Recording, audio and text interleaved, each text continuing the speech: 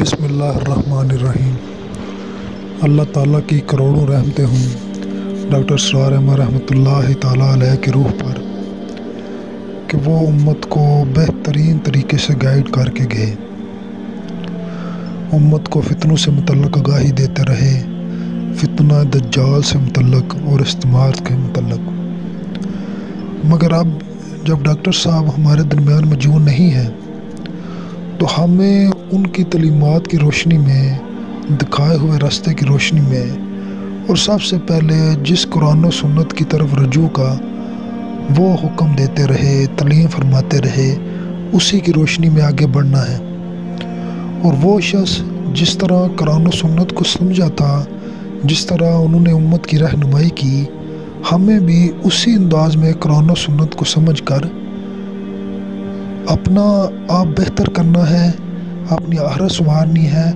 اور اگر کوئی شخص بہت زیادہ مطالعہ کر جاتا ہے، اس کا فہم دین بلند ہو جاتا ہے، تو اس سے علم کو چھپانا نہیں چاہیے، ہر چیز آگے پہنچانی چاہیے، بیان کرنی چاہیے۔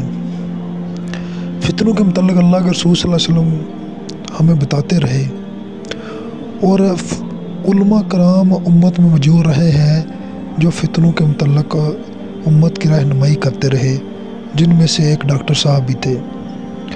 مگر اب جب کہ وہ نہیں ہیں تو ہمیں خود یہ اندازہ لگانا ہے کہ کون سی چیز فتنہ کی طریق میں آتی ہے، کون سی چیز مسلمانوں کو گمراہ کر رہی ہے، اور اس چیز کے متعلق ہم نے علم حاصل کر کے مکمل جانچ پڑھ کر کے امت کو اس کے متعلق آگاہ کرنا ہے۔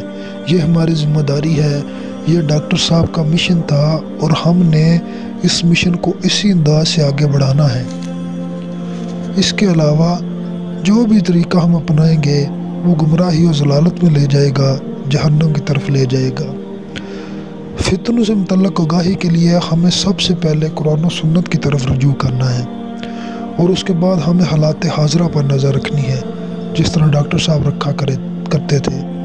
اس دور میں صرف BBC اور CNN یہی چینل آتے تھے، اور ابھی تو میڈیا چینل کی بھرمار ہے، اور ان میں سے جھوٹ اور سچ الگ کر کے سیدھے راستے پہ چلنا تبھی ممکن ہے جب ہم قرآن و سنت کے ساتھ جڑے رہیں۔ جزاک اللہ خیر۔